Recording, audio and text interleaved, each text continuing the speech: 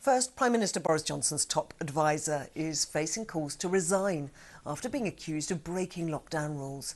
Dominic Cummings travelled hundreds of miles north from London to his parents' home in County Durham when he had coronavirus symptoms.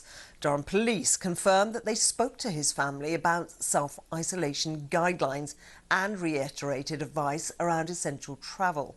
A source close to Mr Cummings denies that he broke any rules. Jessica Parker reports.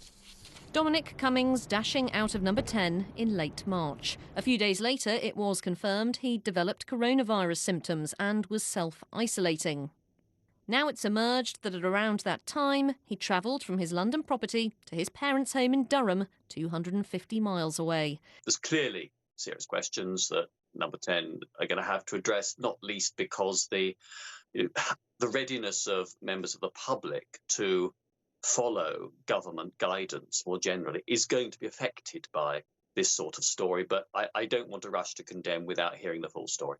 It's prompted calls from opposition parties for the Prime Minister's chief aide to resign or face the sack. The reality is that Boris Johnson's most senior advisor blatantly breached the rules that millions of people have been trying so hard to keep. It is the case that his position is totally untenable and he needs to resign, or Boris Johnson needs to step up to the plate and sack him. Labour is demanding a swift explanation from Downing Street. The explanation from a source close to Mr Cummings is that the journey was so his parents could help with childcare, whilst he and his wife, unwell with COVID symptoms, stayed in a separate building. The source denied that Mr Cummings had broken lockdown rules or that police spoke to him.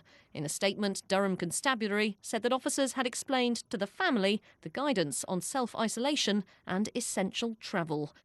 Earlier this month, Professor Neil Ferguson quit his role on the government's Scientific Advisory Committee, SAGE, after the Telegraph reported he'd been visited by his married lover during lockdown.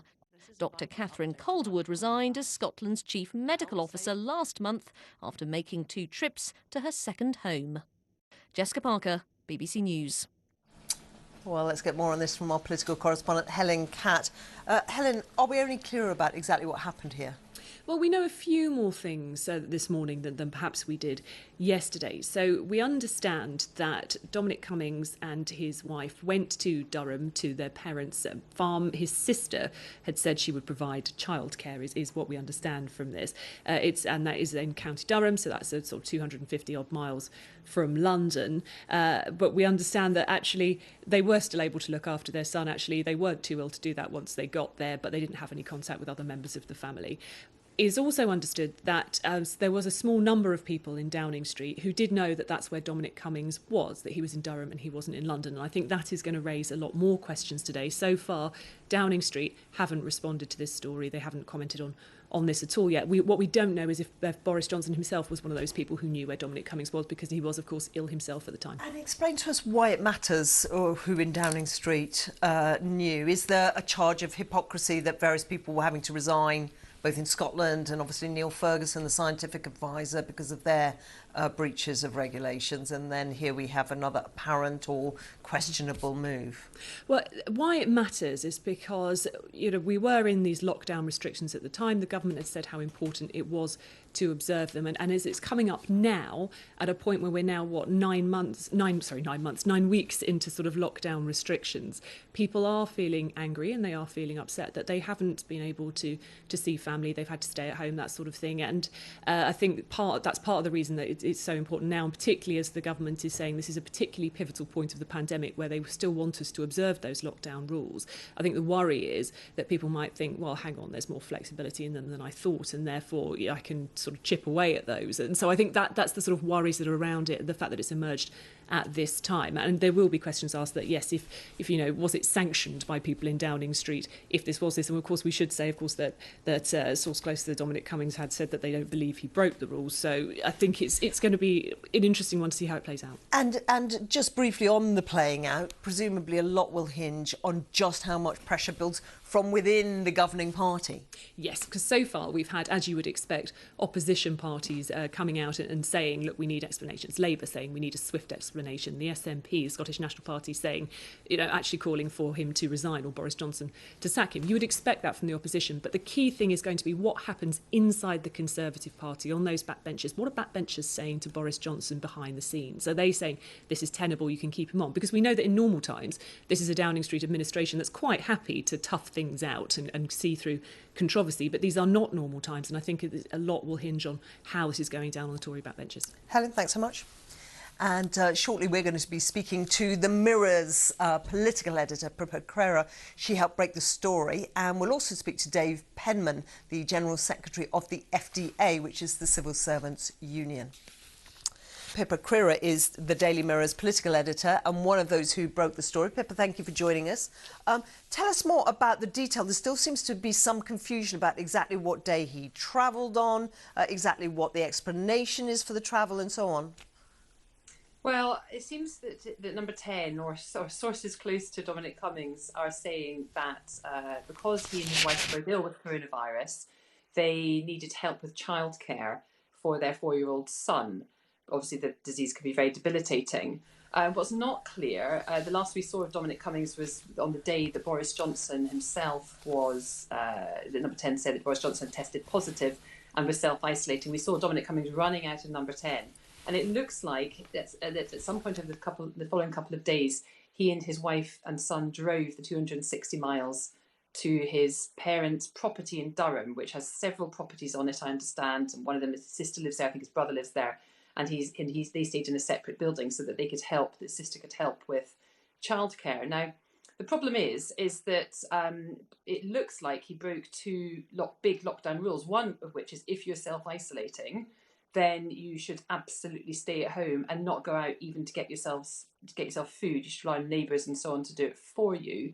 And if he wasn't yet self-isolating, if he hadn't yet got the symptoms, then the excuse that he needed childcare doesn't really wash. So there's a question there to ask.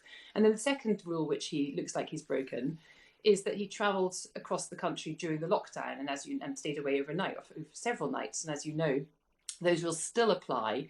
That you're not supposed to travel far, and certainly not allowed to stay overnight. So it looks like he broke those two rules. Number 10 latched onto this comment by Dr. Jenny Harries, the Deputy Chief Medical Officer, which she actually made a week after Dominic Cummings, 2 weeks after, Dominic Cummings and his family went up to Durham. And it isn't actually written in the government guidance as far as we've been able to see. So as an excuse, it looks at the very best like he bent the rules. And really what it comes down to is that what the public will be thinking is about the spirit of those rules and how it looks like what's happening now is that it's one set of rules for them, and everyone, as we know, has been constantly praised by the government for staying at home and for doing the right thing and to helping to protect the NHS and the most vulnerable people from this horrible disease. One set of rules for them and one set of rules for Dominic Cummings. And that obviously is damaging for the government. Obviously, to avoid any such perception, others have resigned. We had the scientific advisor, Neil Ferguson case about 3 or 4 weeks ago, and we also had the Scotland's chief medical officer. Can I just ask you to put your political editor hat on for a minute rather than your reporter hat on? Surely what matters here is not what the SNP shout about him resigning or being sacked, or what the Liberal Democrats shout about that, but about what those inside the government and on their backbenchers say. Yeah, and I've had several messages last night after the Guardian and the Mirror both broke the story from ministers, including cabinet ministers, private messages, saying that they thought that it was absolutely untenable, that the excuse that is being put forward, the reason it's being put forward is at best sophistry, and that really it's not sustainable when, as you say, others have left. The issue is that Boris Johnson relies very heavily on a couple of very key aides, of which Dominic Cummings is number one. And particularly at the moment when Prime Minister has himself obviously had such a brush with the disease, he'll be relying on Dominic Cummings even more heavily than he would do normally. And they will go to any length to keep him. And ultimately, with a majority of 80, it doesn't really matter how many backbench Tory MPs shout about it, or how many cabinet ministers or ministers privately say to Number 10, Boris Johnson wants to keep Dominic Cummings, he will. The difference might come if the public feel that really this whole sort of, it's been presented as the people's government, isn't actually a people's government. It looks like more an elite's government because of this one set of rules for Dominic Cummings and one set of rules for everybody else.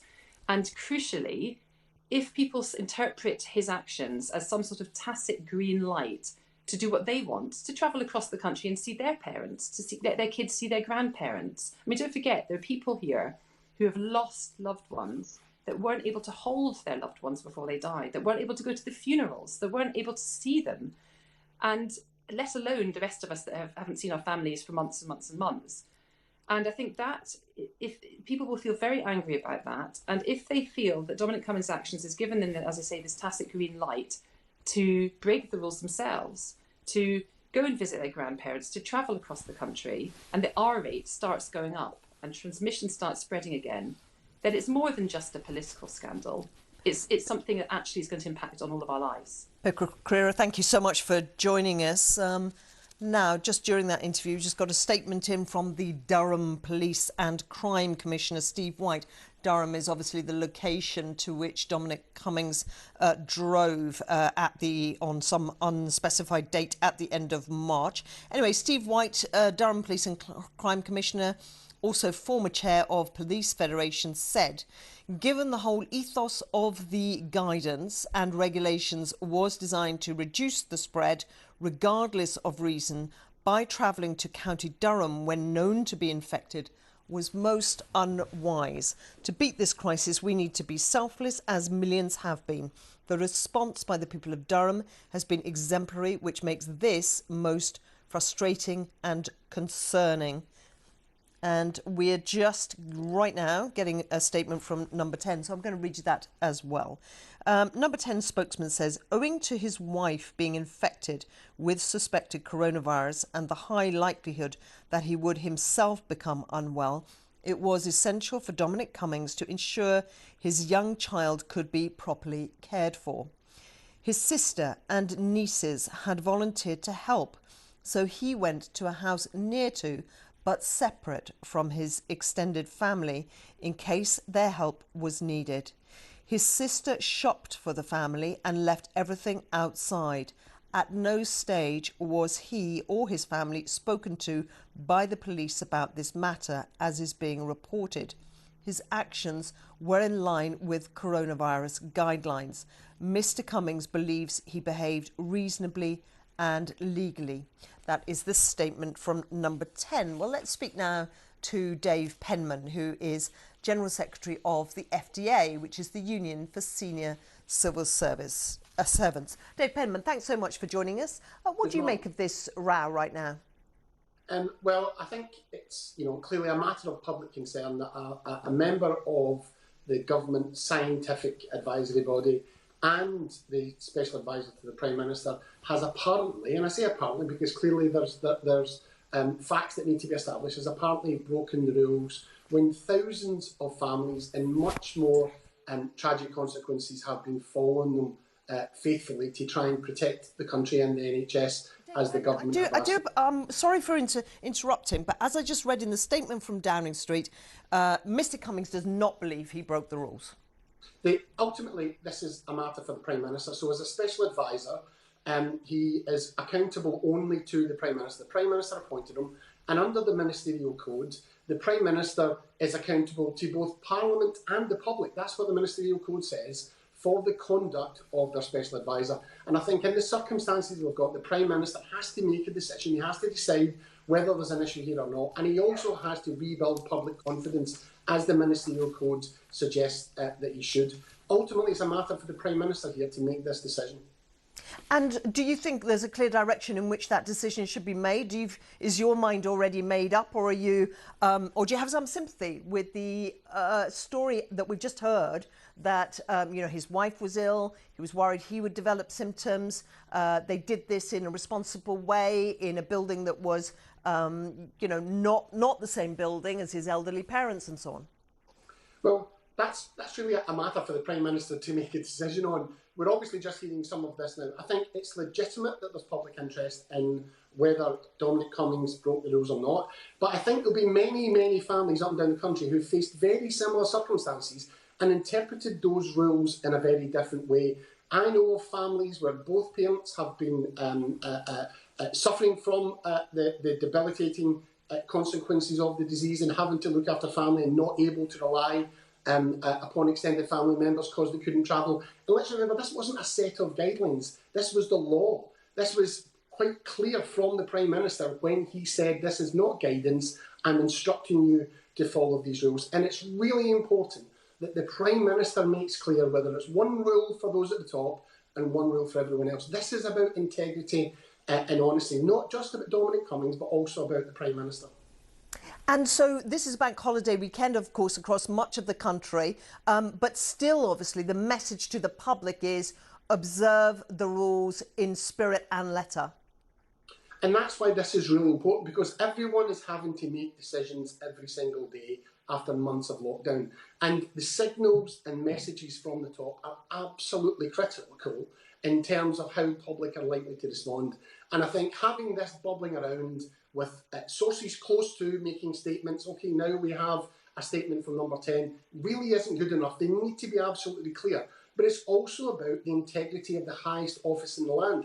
As a special advisor, the Prime Minister is directly responsible for the conduct of Dominic Cummings under the Ministerial Code, and he's responsible to Parliament and the public. He needs to make clear what his view is of the situation, given that he appears to have known this for 6 weeks, and why he's decided to take no action. And if he has, David and he's Pemmon. looked at the facts and decided that, then that's fine, but he needs to make clear.